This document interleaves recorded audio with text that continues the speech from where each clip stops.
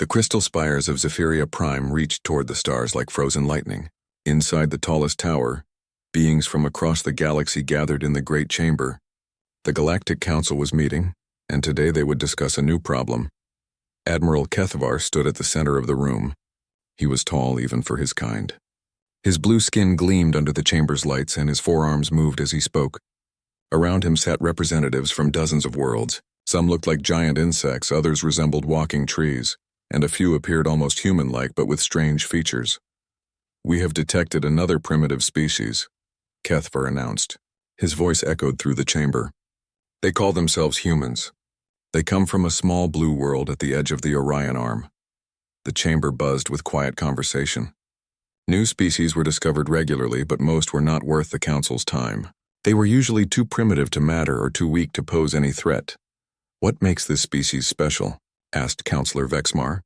She was one of the oldest beings in the chamber. Her people had been part of the Council for over 20,000 years. Kethvar activated a holographic display. Images of Earth appeared, showing cities and ships in space. 3 days ago, one of their crude probes entered our territory. We captured it easily. The technology is laughable. They use chemical rockets and simple fusion drives. Their computers are barely more advanced than counting machines. Laughter rippled through the chamber. Several counselors shook their heads or made dismissive gestures. Their probe carried information about their species. Kethvar continued. They have only just learned to leave their solar system. They fight wars among themselves constantly. They have no unified government. They are exactly what we would expect from a young, primitive species. Counselor Zexhai leaned forward. His people controlled one of the largest fleets in the galaxy. What do they want? Do they seek to join the Council? They do not even know we exist, Kethvar replied. Their probe was simply exploring. They sent it to map nearby star systems. It contained no weapons and posed no threat. We could have destroyed it with a single shot from our smallest ship. The chamber grew quiet. This was the part of the meeting that mattered. Every new species faced the same choice. They could accept the Council's rule and live peacefully in their designated space, or they could resist and face the consequences. "What are their military capabilities?" asked General Morteth.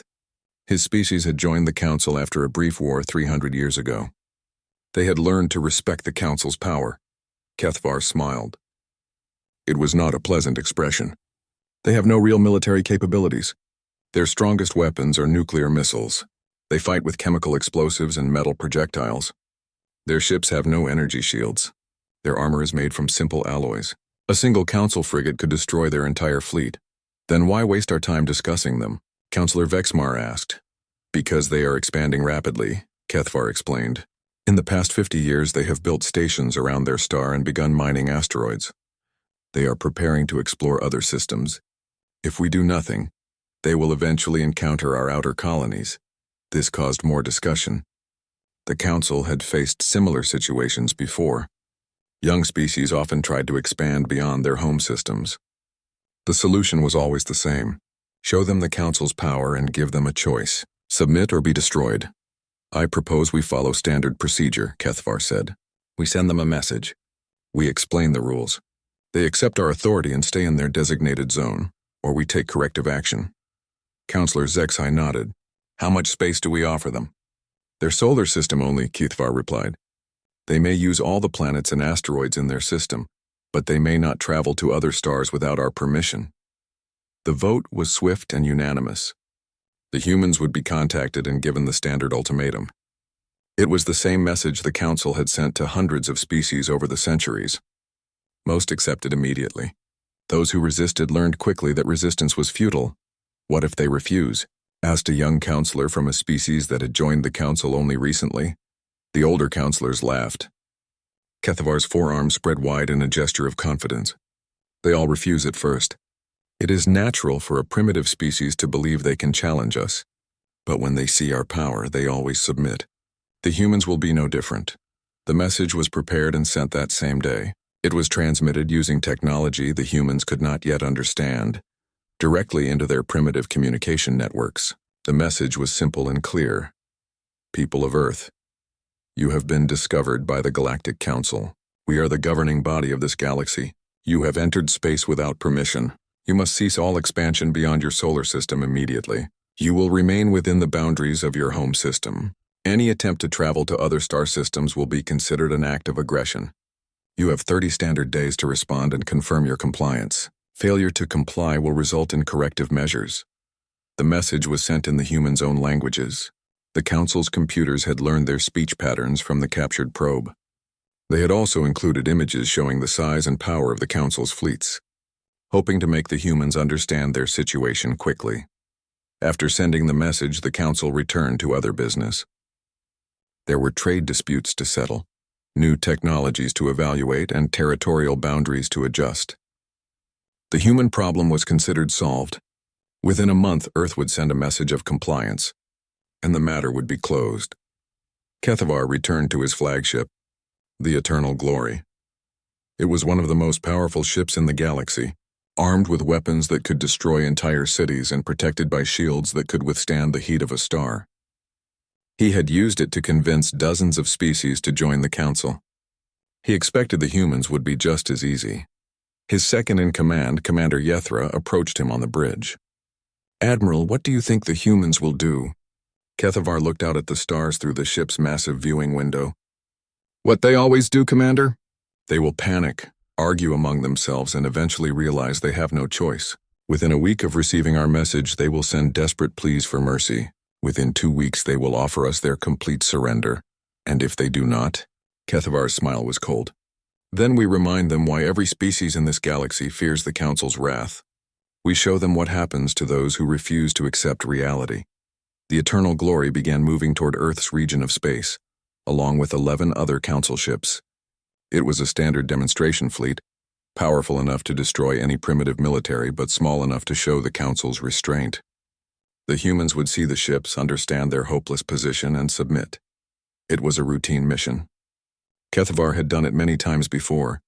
He expected to be back at Zephyria Prime within a month, having added another obedient species to the Council's list.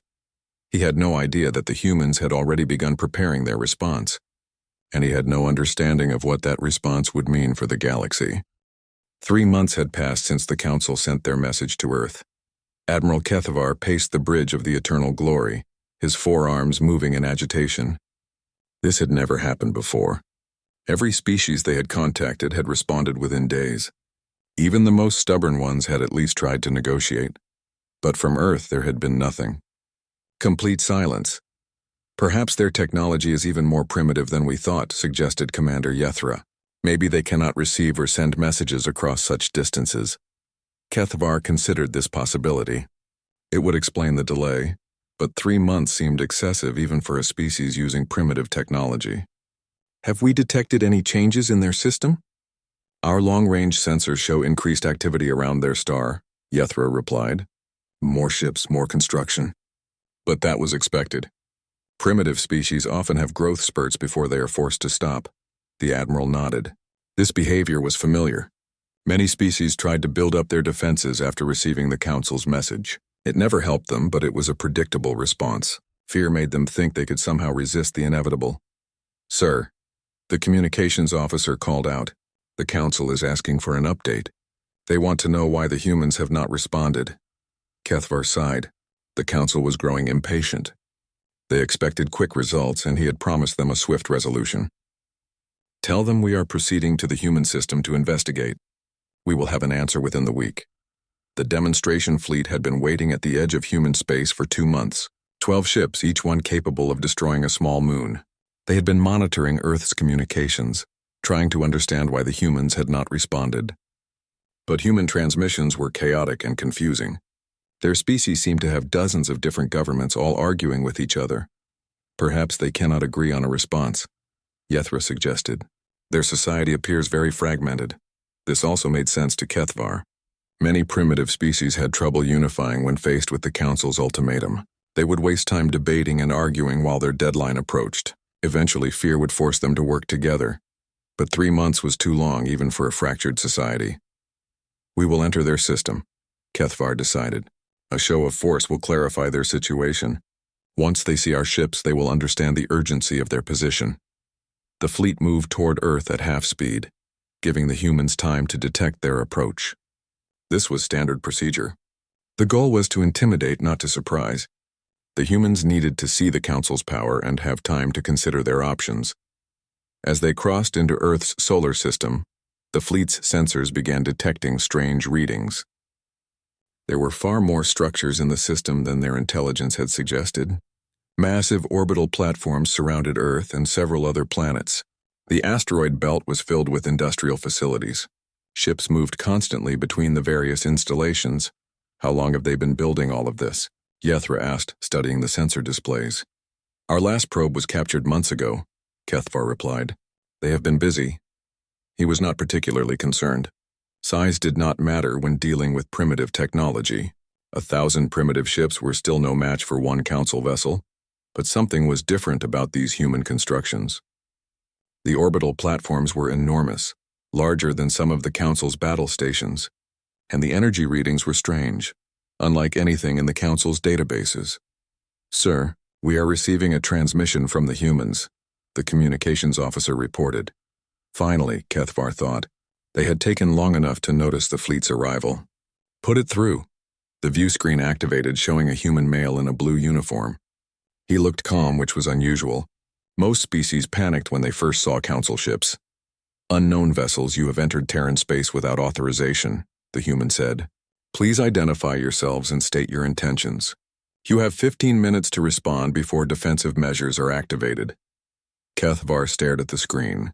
This was not the response he had expected. Where were the pleas for mercy?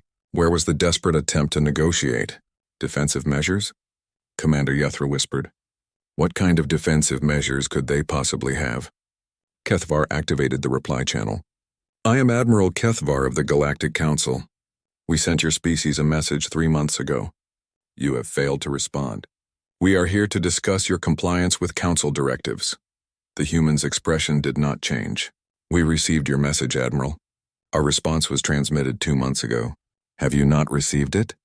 We have received no response from your species, Kethvar replied, his voice growing angry. You will surrender immediately and prepare to accept Council authority. Negative, the human said simply. We do not recognize the Council's claimed authority over Terran space. You have 30 minutes to withdraw from our system before we consider your presence an act of war. The transmission ended, leaving the bridge in stunned silence. Kethvar felt his blood temperature rise, a sign of extreme anger in his species. No primitive species had ever spoken to the Council with such disrespect. They are bluffing, Yethra said. They must be. No species this primitive would threaten a Council fleet unless they were desperate. Kethvar agreed. The humans were clearly trying to negotiate from a position of strength they did not possess. It was time to show them reality. Target their lunar installations, he ordered. Fire a warning shot.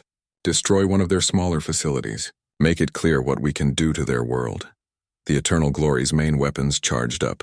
The target was a small industrial complex on Earth's moon. It would be a perfect demonstration. Destructive enough to show the Council's power, but not so devastating as to cripple the human species entirely. Weapons ready, Admiral. Fire. A beam of pure energy lanced out from the Council ship. It should have struck the lunar facility and vaporized it instantly. Instead, something impossible happened. The beam simply disappeared. What just happened? Kethvar demanded. The weapons officer checked his instruments frantically. Sir, our beam was absorbed. The humans have some kind of defensive screen around their moon. Our sensors cannot penetrate it. That's impossible, Yethra said. No primitive species has that kind of technology. Before anyone could respond, alarms began blaring throughout the ship. Sir, the sensor operator called out. The human orbital platforms are powering up weapons. Energy readings are off our scales. Kethvar felt the first touch of real concern. These readings made no sense. Primitive species did not have weapons that could threaten Council ships. It had to be some kind of sensor error. All ships raise defensive shields, he ordered. Prepare for... He never finished the sentence. The lead ship in his formation, the Righteous Fury, simply ceased to exist. One moment it was there, the next it was gone. No explosion, no debris field, nothing. It had been completely destroyed in an instant. The bridge fell silent except for the sound of warning alarms. Kethvar stared at the empty space where a Council warship had been just seconds before. How? Yethra whispered. The communications panel activated again, showing the same calm human as before. Admiral Kethvar, You have committed an act of aggression against Terran space. Withdraw immediately or we will be forced to destroy your entire fleet. You destroyed a council ship, Kethvar stammered. You fired on our territory, the human replied. We responded appropriately. You now have 25 minutes to leave our system.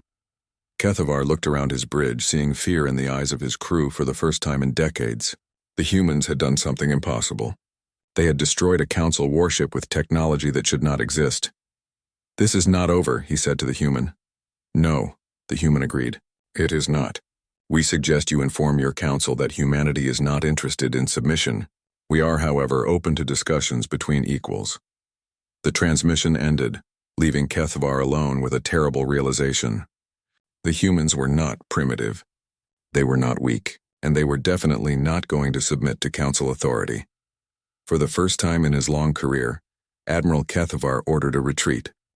The emergency session of the Galactic Council convened within hours of Admiral Kethvar's humiliating retreat. The great chamber buzzed with nervous energy as representatives from across the galaxy demanded answers. Never in the Council's 50,000-year history had a primitive species destroyed one of their ships. Kethvar stood before the assembled council, his forearms hanging in defeat. The holographic display showed the empty space where the righteous fury had been moments before its destruction. You are telling us that these humans simply made our ship disappear? Counselor Vexmar's voice carried disbelief and growing anger. A species that was using chemical rockets mere months ago. The weapon left no energy signature, Kethvar replied. Our sensors detected no projectile, no beam, nothing. One moment the ship was there, intact and shielded.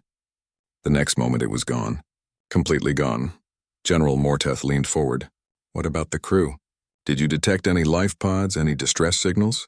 Nothing, Kethvar whispered. 800 crew members gone without a trace. The humans' weapon somehow converted the entire ship into nothing. The chamber erupted in angry voices. Some counselors called for immediate military action. Others demanded a full investigation. A few suggested that Kethvar was lying to cover up some kind of navigational accident. Silence. The voice belonged to High Counselor Thexan, the oldest being in the chamber. When he spoke, the entire galaxy listened. Show us these sensor readings. The holographic display changed, showing the data from the moment of the ship's destruction. The readings made no sense. The ship had been there, fully functional, then it simply was not. No explosion, no debris field, no energy discharge. It was as if the laws of physics had been suspended. This is impossible, whispered Dr. Yeltar, the Council's chief scientist. No known technology can do this. Even our most advanced weapons leave some trace, some evidence of destruction. Perhaps the humans have discovered something new, suggested Counselor Zexhai. Some kind of technology we have never encountered. In 50 years? Dr. Yeltar's voice rose in disbelief. They went from chemical rockets to weapons that can delete our ships from existence. That kind of advancement would take thousands of years, even with our help. High Counselor Thexan raised a withered hand for silence. There is another possibility, he said slowly. Perhaps we were wrong about their level of advancement. Perhaps they have been hiding their true capabilities. This thought sent a chill through the chamber. The Council's power depended on their technological superiority. If a species could hide advanced technology from their sensors, if their intelligence gathering was that flawed, then everything they thought they knew about the galaxy might be wrong. We need more information, Thexan continued. Send our fastest scout ships to observe the human system. Use stealth technology. We must learn what we are truly dealing with. The scout ships departed immediately, equipped with the most advanced sensors and stealth systems in the galaxy. They would study the humans from a safe distance and report back their findings. The reports arrived 3 days later, and they painted an even more disturbing picture. The human system has been completely transformed, reported Captain Velix of the scout ship Silent Observer. There are massive defensive installations around every major planet. Industrial complexes that span entire asteroid belts, ship construction facilities that dwarf our largest shipyards. The holographic display showed images that defied belief. Orbital rings around Earth that could house billions of people. Massive ships under construction, some larger than the Council's greatest dreadnoughts. Weapons platforms that bristled with unknown technology. How long would it take to build all of this? Asked General Morteth. Dr. Yeltar consulted his calculations. Using our technology? Centuries. Perhaps millennia for some of these larger structures. They have done it in months, Captain Velix reported. Our long-range sensors show that most of these installations were not present 6 months ago. They have construction capabilities that exceed our understanding. The implications were terrifying. If the humans could build this quickly, if their technology was advancing at this rate, then they represented a threat unlike anything the Council had ever faced. We must act now, declared Kethvar, attempting to salvage some honor from his earlier defeat, before they become even more powerful. With what? Asked Zexai. If they can destroy our ships with a single shot, how do we fight them? Before anyone could answer, alarms began blaring throughout the chamber. The massive holographic display activated, showing space around Zephyria Prime. Every counselor stared in shock at what they saw. Ships were dropping out of hyperspace at the edge of the system. Human ships. The largest vessel was unlike anything in the Council's databases. It was 3 kilometers long, bristling with weapon batteries and sensor arrays. Its hull was smooth black metal that seemed to absorb light rather than reflect it. Even through the holographic display, it radiated menace. Around the giant ship were dozens of smaller vessels, each one showing energy readings that exceeded the Council's most powerful warships. They moved in perfect formation, their coordination flawless. How many ships? Whispered Counselor Vexmar. 47 combat vessels, reported the System Defense Coordinator. The flagship alone has energy output equal to our entire home fleet. As the Council watched in fascination and growing fear, the human fleet took position at the edge of the system. They made no aggressive moves, fired no shots. They simply waited, as if they had all the time in the galaxy. A transmission request came through on all communication channels. High Counselor Thexion authorized the connection, and the main display showed a human female in a crisp military uniform. She appeared middle-aged with gray hair and steel-colored eyes that seemed to look directly into each counselor's soul.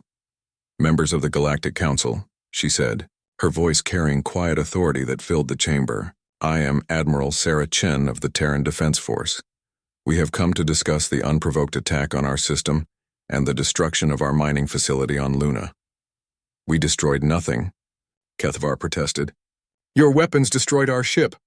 Admiral Chen's expression did not change. Your vessel fired on our sovereign territory without provocation. Our defensive systems responded appropriately. We are here to ensure that such misunderstandings do not happen again. High Counselor Thexan found his voice. Admiral Chen, your species was given clear instructions. You were told to remain within your system and accept Council authority. Your presence here violates our directives. For the first time, Admiral Chen smiled. It was not a pleasant expression. Counselor, your directives assume authority you do not possess. Humanity does not recognize your claim to rule over species you have never met, never negotiated with, and never earned the right to command. We have ruled this galaxy for 50,000 years. General Morteth stood, his voice echoing through the chamber. Every species bows before our power. Every species you have encountered so far, Chen corrected. But you have never encountered humanity before. We are not like your previous conquests, she gestured. And suddenly every display in the chamber showed detailed tactical information about the Council's fleet positions, weapon capabilities, and defensive systems. Information that should have been impossible for the humans to obtain. We know the location and strength of every ship in your fleet, Chen continued calmly. We know the capabilities of your weapons, the weaknesses of your shields, and the tactical doctrine you have used for the past 1,000 years. We have been studying you since the moment you entered our system. The chamber fell silent. The implications were clear. If the humans had this level of intelligence about the Council's forces, they had been planning this confrontation for months. What do you want? Thexan asked quietly. Recognition of Terran sovereignty over our system and our colonies, Chen replied. Establishment of formal diplomatic relations between our species. An assurance that Council forces will not enter human space without invitation. And if we refuse? Kethvar asked. Admiral Chen's smile returned. Then we will be forced to demonstrate why that would be a poor decision. She paused, her eyes moving across the assembled counselors. But we hope it will not come to that. Humanity prefers peace, but we are very good at war. The transmission ended, leaving the Council chamber in stunned silence. Outside, the human fleet waited with the patience of apex predators. Their weapons trained on every major installation in the system. For the first time in 50,000 years, the Galactic Council was afraid. The council chambers had never been so quiet. For 3 hours, the representatives sat in stunned silence, staring at the displays showing the human fleet positioned around their homeworld. 47 ships that radiated power beyond anything in their databases, waiting with infinite patience for an answer. High Counselor Thexan finally broke the silence. We need to understand what we are facing. Dr. Yeltar, what do your scans tell us about these human vessels? The chief scientist activated his holographic displays, showing detailed sensor readings from the human fleet. His hands shook as he manipulated the controls. The readings are unprecedented. Their largest ship shows energy output equivalent to a small star. Their hulls are composed of materials our sensors cannot identify. And their weapons, he paused, checking his readings again. Their weapons appear to manipulate matter at the quantum level. They can literally disassemble targets at the atomic scale, which explains how they destroyed the Righteous Fury so completely. General Morteth leaned forward. How is this possible? Our intelligence said they were primitive. Our intelligence was wrong, Dr. Yeltar replied quietly. These beings have mastered technologies we are only beginning to understand. Their advancement in such a short time suggests either they had help from an advanced species or... He hesitated. Or what? Demanded Admiral Kethvar. Or they are naturally more innovative than any species we have encountered. Their rate of technological development is impossible by our standards, but clearly not by theirs. Counselor Vexmar stood up, her ancient form trembling with anger. This is unacceptable. We cannot allow a single species to challenge our authority. If others see that the humans can defy us, our entire system of control will collapse. Several counselors voiced agreement. The Council's power had always depended on the belief that resistance was futile. If one species could successfully challenge them, others might try to do the same. Then what do you propose? Asked Thexan. Our scouts report that their home system now contains defense installations that could destroy our entire fleet. Do you suggest we attack them? Yes, Kethvar said immediately. We gather every ship in the galaxy. We show them that the Council's power cannot be challenged, regardless of their technology. And if we lose?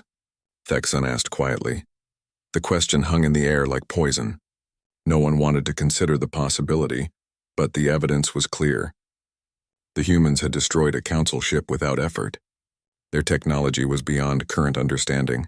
A direct military confrontation might end with the destruction of the Council's forces. We cannot lose, General Morteth insisted. We have thousands of ships. Even if their technology is superior, we have numbers on our side. Dr. Yeltar shook his head. Numbers may not matter. Based on these readings, their flagship alone could engage dozens of our ships simultaneously, and they clearly have tactical advantages we do not understand. The debate continued for hours, with some counselors calling for immediate military action, while others urged caution. Finally, Counselor Zexhai made a suggestion that shocked everyone. What if we ask them to demonstrate their capabilities? If they are as powerful as they claim, they should be willing to show us. And if they are bluffing, we will know. It was a dangerous proposal. If the humans were truly as powerful as their ship suggested, a demonstration might convince more council members to seek peace. But if they were hiding weaknesses, it might reveal opportunities for attack. Very well, Thexan decided. We will request a demonstration of their capabilities. But we must be prepared for either outcome. The transmission was sent to Admiral Chen aboard the human flagship. Her response came within minutes. Counselors, we are happy to demonstrate our defensive capabilities. Please select a target that will convince you of our technological advancement without causing unnecessary destruction. After quick consultation, the Council chose an abandoned asteroid mining facility in the outer system. It was a massive installation, heavily armored and shielded but no longer in use. If the humans could destroy it, they would prove their power. If they could not, their bluff would be exposed. The demonstration began an hour later. Every sensor in the system focused on the target as the human flagship Indomitable moved into position. Admiral Chen appeared on the Council screens to provide commentary. The target is a standard mining platform, approximately 2 kilometers long and heavily armored. Our intelligence indicates it is protected by military-grade shields and would require significant firepower to destroy using conventional weapons. The counselors watched as the human ship approached the target. No visible weapons emerged from its hull. There was no charging of energy systems, no deployment of missile tubes. The ship simply stopped at a distance of 10,000 kilometers and seemed to wait. "Beginning demonstration," Admiral Chen announced. For a moment, nothing happened. Then the asteroid mining facility simply began to come apart. Not exploding, not melting, but literally disassembling itself at the molecular level. Metal plates separated from their supports. Structural beams unraveled into component atoms. The entire massive installation dissolved like sugar in water, leaving behind only empty space and a cloud of basic elements. The process took exactly 30 seconds. The council chambers erupted in shocked exclamations. Several counselors stood up, staring at the displays in disbelief. Others sat in stunned silence, finally understanding the magnitude of the threat they faced. "How?" whispered Dr. Yeltar. Admiral Chen's voice remained calm and professional. "Quantum disassembly field. We can selectively break the molecular bonds of any target within range. The facility has been reduced to its component elements, which can be recovered and reused. No energy was wasted, no pollution was created. It is a precise and efficient weapon system. That facility had shields rated to withstand our heaviest weapons," General Mortith said in a shaking voice. "Your shields work by deflecting or absorbing energy," Chen replied. "Our weapons work at the quantum level. Shields cannot protect against the breakdown of molecular bonds." High Counselor Thexan found his voice. "Admiral Chen, your point has been made. We understand that your species possesses advanced military capabilities." "With respect, Counselor, this was our most basic weapon system," Chen replied. "We have others that are far more sophisticated. We also possess defensive technologies that make our ships effectively invulnerable to weapons based on energy projection." She paused, allowing this information to sink in. "However, we did not come here to threaten you. We came to establish peaceful relations and prevent future misunderstandings." Counselor Vexmar stood up, her ancient voice filled with fury. "You dare to threaten the Galactic Council? We have ruled this galaxy since before your species existed." For the first time, Admiral Chen's calm expression changed. Her eyes hardened, and when she spoke, her voice carried the authority of someone who had commanded in desperate battles. "Counselor, you have ruled this galaxy because no one was strong enough to challenge you. That situation has changed. Humanity is not your enemy, but we will not bow to anyone who claims authority over us without earning it. We have earned our authority through 50,000 years of bringing peace to the galaxy." Cathvar protested. "You have maintained your authority through superior technology and intimidation," Chen corrected. "That is not the same as earning it through respect and cooperation. You ruled because you could, not because you should." She gestured to the empty space where the mining facility had been. "We have just demonstrated that your technological advantage no longer exists. The question now is whether we can find a way to coexist as equals, or whether you will force us to defend ourselves against your attempts to maintain dominance." The transmission paused as Chen consulted with someone off-screen. When she returned, her expression had become even more serious. "Counselors, our long-range sensors have detected movement of your fleets throughout the galaxy. Ships are converging on this system from dozens of sectors. We assume you are preparing for military action against our forces." General Morteth started to deny this, but Chen continued speaking. "We want you to understand our position clearly. The fleet you see before you represents less than 5% of our total military capability. The Indomitable is not our most powerful ship.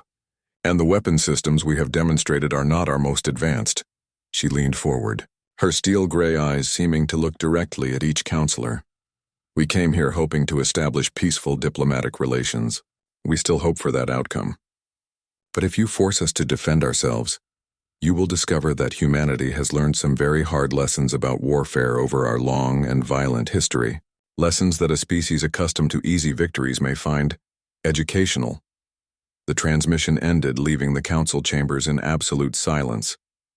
Outside, the human fleet maintained their positions, patient as death itself, waiting for the council's decision. The council fleet arrived at Zephyria Prime 12 hours later. 300 ships, the largest military force ever assembled in galactic history. Dreadnoughts that could crack planets, carriers filled with fighters, weapons platforms that could sterilize entire star systems. It was the full might of the Galactic Council, gathered to crush a single species that dared challenge their authority. Admiral Kethavar commanded the fleet from the bridge of the Eternal Dominion, the Council's newest and most powerful warship. Around him, his officers prepared for what they believed would be a decisive battle. The humans had superior technology, but numbers had to count for something.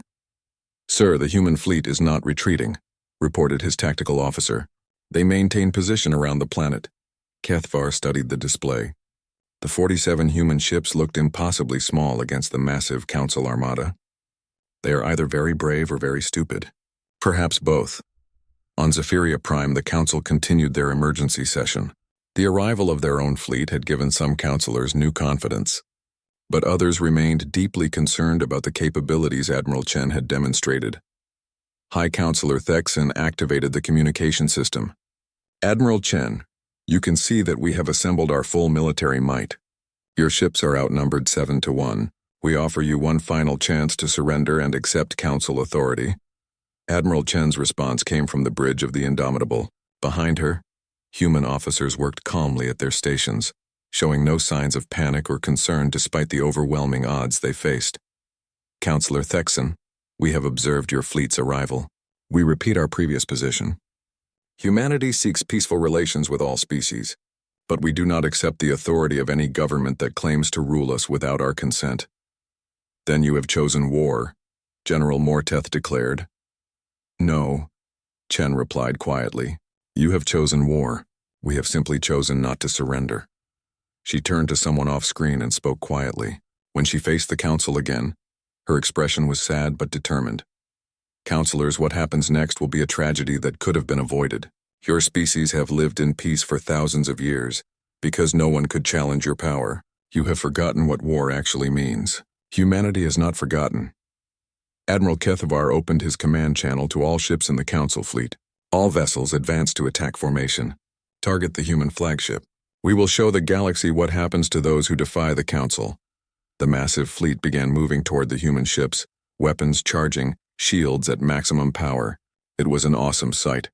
Hundreds of vessels advancing in perfect formation, their combined firepower enough to destroy entire worlds. The human ships did not move. They waited patient and still as death approached them from across space. "Sir, the humans are not raising shields," reported the tactical officer. "They are not charging weapons. They are not taking any defensive actions at all." Kethvar frowned. This made no sense. Even with superior technology, the humans should be preparing for battle. Instead, they seem to be ignoring the approaching fleet entirely. "Perhaps they are preparing to surrender," suggested his second-in-command.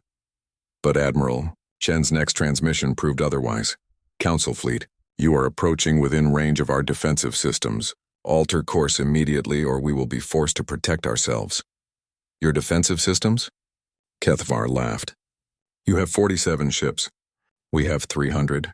Your defensive systems are meaningless." Chen's expression did not change. "Admiral, you are making the same mistake your species has made for 50,000 years. You assume that bigger means better. You assume that more means stronger. Human military doctrine is based on different principles." "What principles?" Kethvar demanded. "Efficiency," Chen replied. "Why use 100 ships to do what one ship can do better? Why use 1,000 soldiers when 10 soldiers with the right training and equipment can achieve the same objective?" Humanity learned long ago that victory goes to the smart, not the strong. The Council fleet continued its advance, now close enough to begin effective attacks.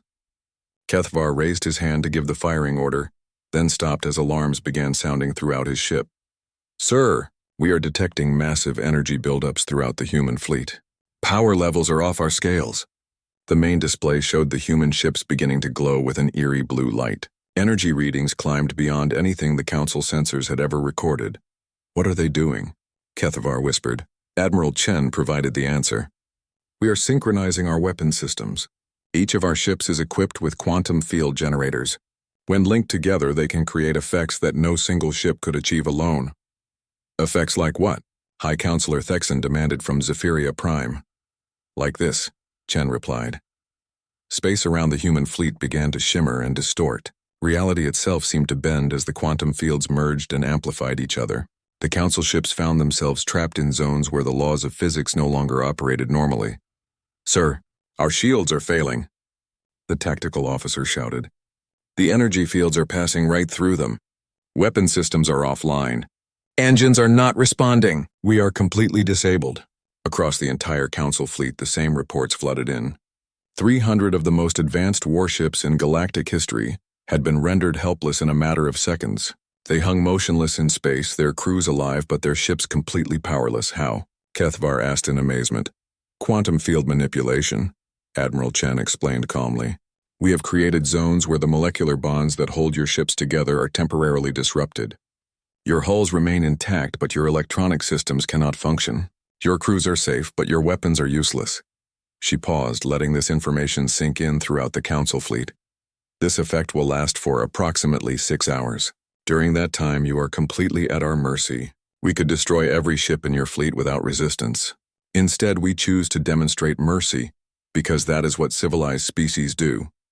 On Zephyria Prime, the Council chambers had erupted in chaos. Some counselors called for immediate surrender, while others demanded that reinforcements be summoned from across the galaxy. High Counselor Thexan struggled to maintain order. Admiral Chen's voice cut through the chaos.